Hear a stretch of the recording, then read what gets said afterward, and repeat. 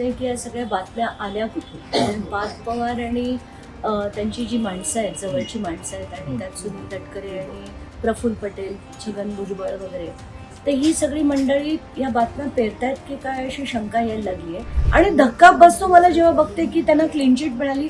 कुठचीच clean chit नाहीये. त्यांच्या त्या पद्धतीने अजून तपास सुद्धा झालेला नाहीये. पार्थ पवारला कदाचित राज्यसभेवर जायची फार घाई झाली आहे. हा जो शपथविधी झाला त्याच्या मागे मला असं वाटतं भाजपचं हे फार मोठं षडयंत्र होतं. ही जी पॉवर ऑफ अटॉर्नी आहे, मी 4 वेळा खारगे समिती पुढे डिपॉझिशन केलं. या समितीची शेवटच्या 4थ्या डिपॉझिशन मध्ये मी हे दाखवलं होतं.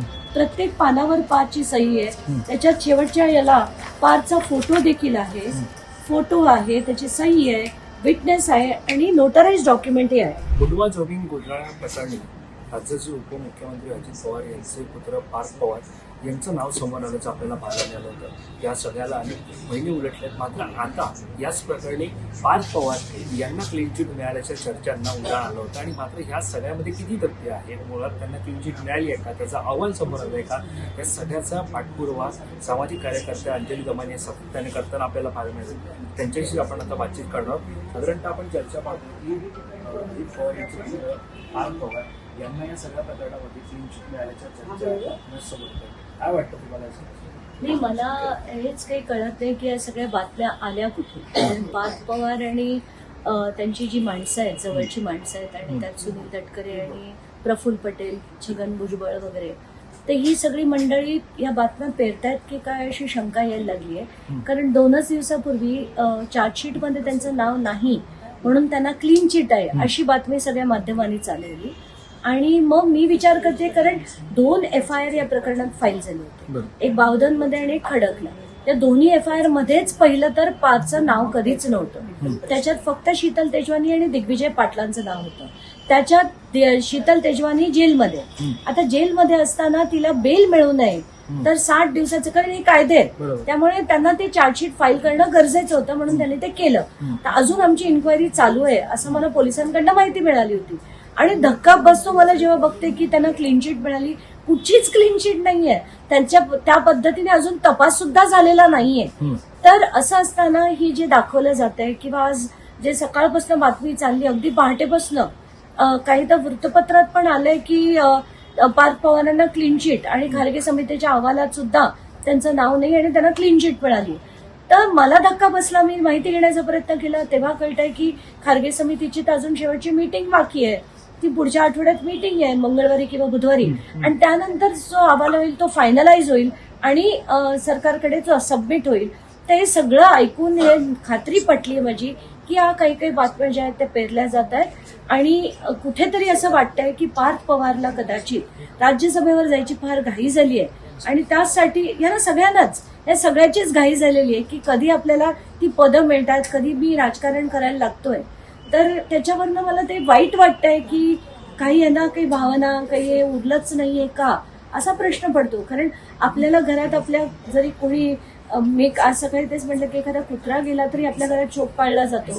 त्यांचे तर वडील गेले तर यांना काहीच कसं वाटत नाहीये सगळ्यांना. आणि याच्यातनं सोशल संदेश जो जातोय तो देखील चुकीचा जातोय. कारण पूर्ण महाराष्ट्राला आता हे सांगतायत की बाबा काही फरक पडत नाही, म्हणजे आपण काम ऍज युज्युअल करायचं असतं, काही फार काळ शोक बीक पाळायचा नसतो. कारण पूर्वीच्या ज्या भावना लोकांच्या असायच्या त्या आता उरल्या नाहीये असं वाटतं.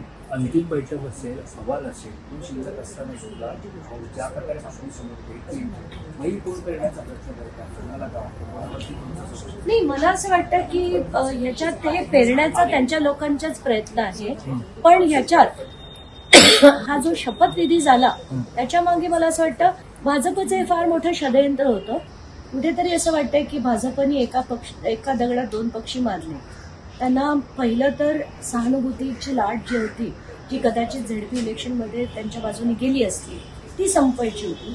आणि त्यासाठी त्यांनी त्यांची जी 3 माणसं आहेत, सुनील तटकरे, प्रफुल्ल पटेल आणि छगन भुजबळ, यांचा कुठेतरी वापर करून फडणवीसांचं सगळं चांगलं ते ऐकतात आणि ते एका पायावर भाजपत जायला तयार आहे, हे आपल्या सगळ्यांनाच माहिती आहे. तर यांचा वापर करून त्यांनी ह्या शपथविधीचा सोहळा पटपट करून घेतला.